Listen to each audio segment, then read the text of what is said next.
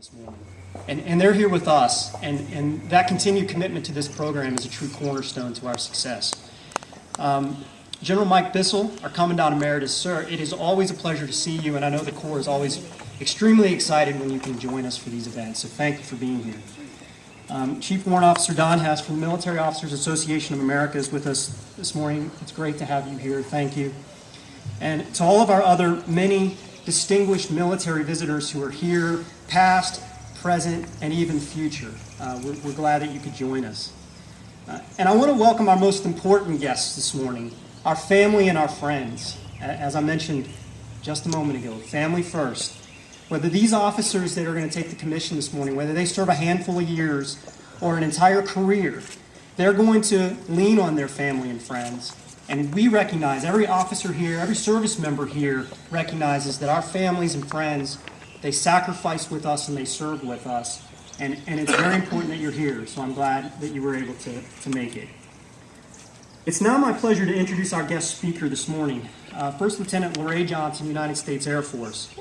Lieutenant Johnson is a 2011 VWIL graduate, and she is currently assigned as I hope I get this right, Missile Combat Crew Commander at F.E. Warren Air Force Base in Wyoming.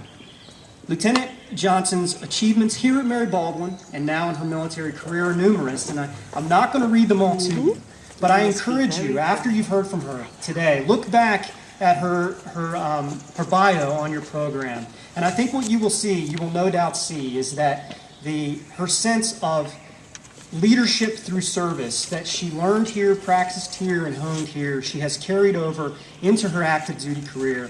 And for that, Mary Baldwin and VWIL are very proud of her. And we're very glad that she could be here and share some thoughts with us today. So with that, welcome, Lieutenant Johnson.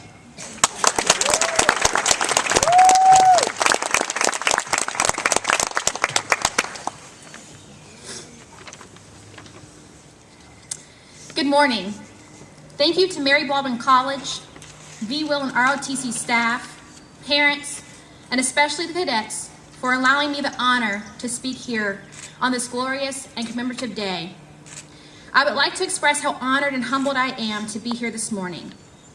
When I first received the call from General Jurek telling me that the 2015 commissioning class wanted me to serve as their commissioning speaker, tears immediately fell from my face. Me, a little first lieutenant in the Air Force, stationed in the middle of nowhere, Wyoming, spending countless hours 60 feet underground. But I have to say I am humbled, honored, and truly appreciative for this opportunity, so thank you. Before I begin, I would like to express how much of a distinct pleasure it is to be an officer of the United States Air Force. My country is my #1 priority, 24 hours a day, 7 days a week, 365 days a year. Before attending Mary Baldwin College and matriculating into the Cadet Corps, joining the military was not even on my radar. However, I knew I wanted to become a part of something bigger than myself. I wanted to make a difference and do something that when I look back on my life would allow me to say, I made that difference. I did something worthwhile and had an impact. This story begins in my senior year of high school when I was trying to make a final decision as to what colleges to apply to. In the midst of my decision-making, my college counselor, Mrs. Clark, at the time, mentioned that she had the perfect school for me. Okay, Mrs. Clark, I said, not even paying her any mind. Later that day, I visited her office, and there it was on the screen, right in front of me, Mary Baldwin College. She said, oh, it's this amazing all-women's liberal arts college in the beautiful mountains. It has this great leadership program, since I know you're all about leadership and community involvement. I just think it's perfect for you. So I took the next half hour or so exploring the website, finding out more information about this leadership program she mentioned. I thought to myself, wow, she just may be right about this. Everything about it looked great. There was not one single thing on the Mary Baldwin website that didn't appeal to me.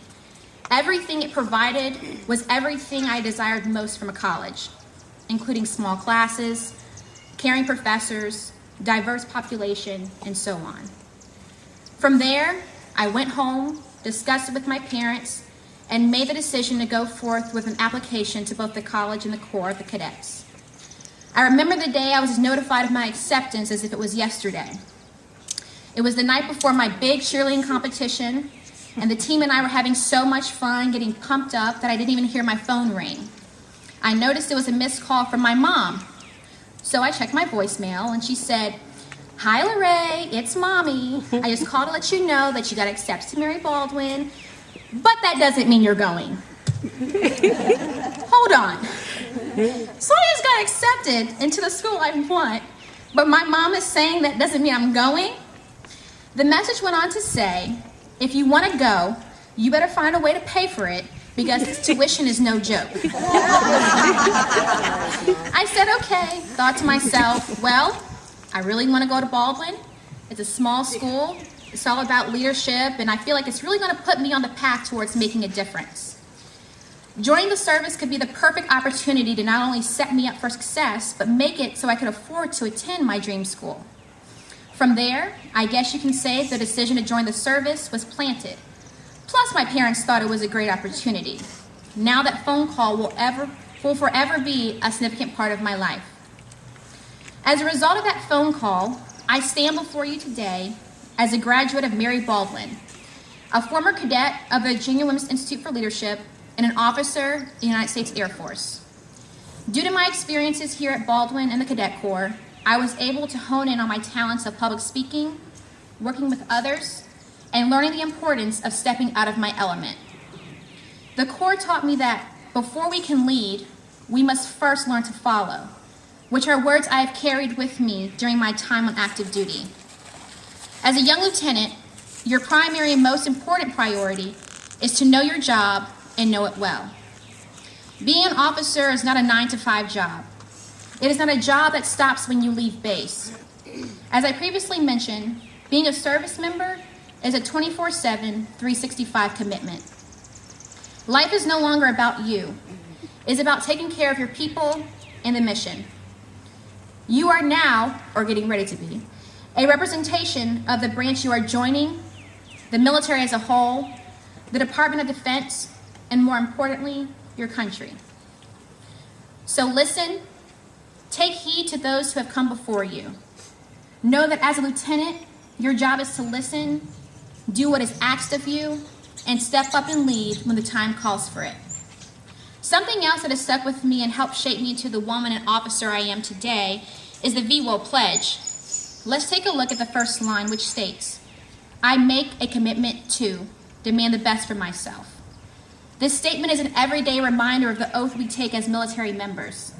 It says that regardless of what we are doing, we must put forth our best efforts, whether it is at home, at work, or within our communities. The second commitment is to fully use the experiences and resources available to me. What does this mean?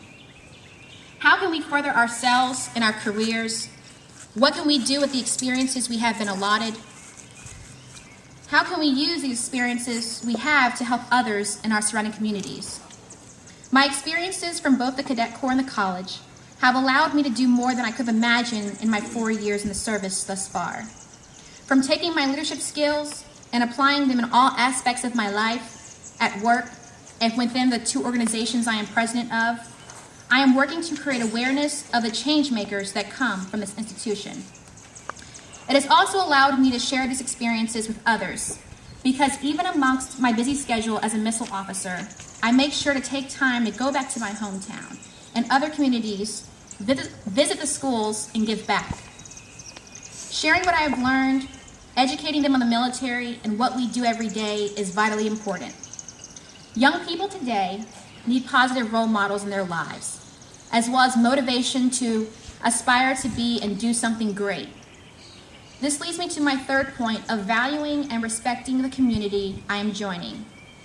For everything that this college and this Corps has taught you, what better way to give back than to go back to your high school, go back to your JROTC or ROTC detachment, not to mention getting involved in your local community and volunteering.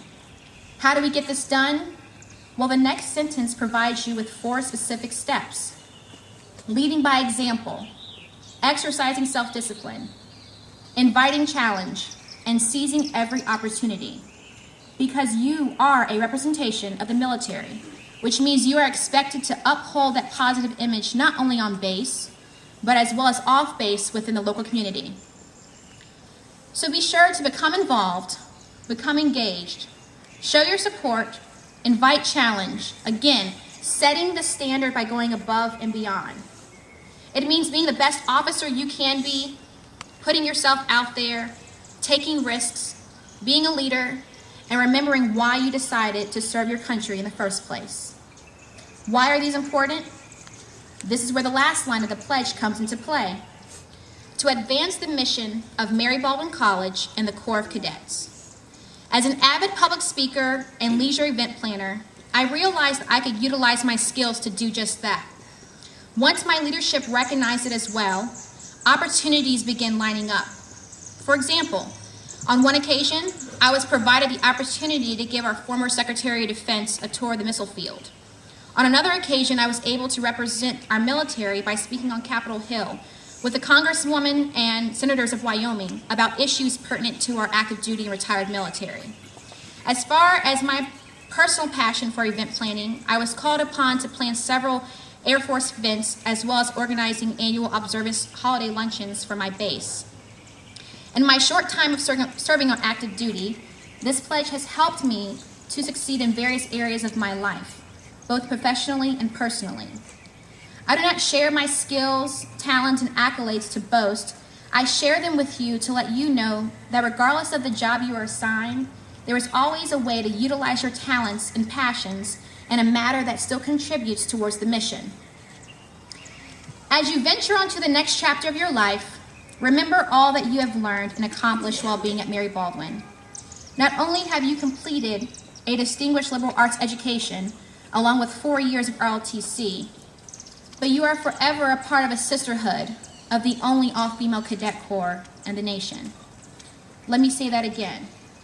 The only all-female cadet corps in the nation. Do not be afraid to go for your dreams. Do not be afraid to take risks. Do not be afraid to speak up for what is right. And do not be afraid to step out on the ledge if you need to. If anything, this corps and this college have provided you with the tools, the resources, and the connections to succeed in any realm, in any arena that your heart desires. So take pride, class of 2015. Take pride in having been a cadet and the only all-female cadet corps in the nation. Take pride in being a graduate of an all-women's college. Take pride in being an officer of the United States Armed Forces. And take pride in being a boldly Baldwin woman. Thank you.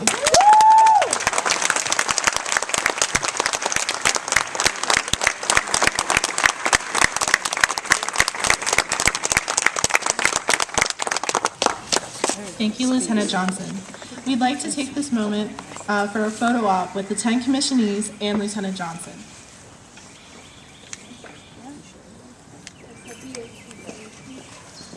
You know how to use the camera?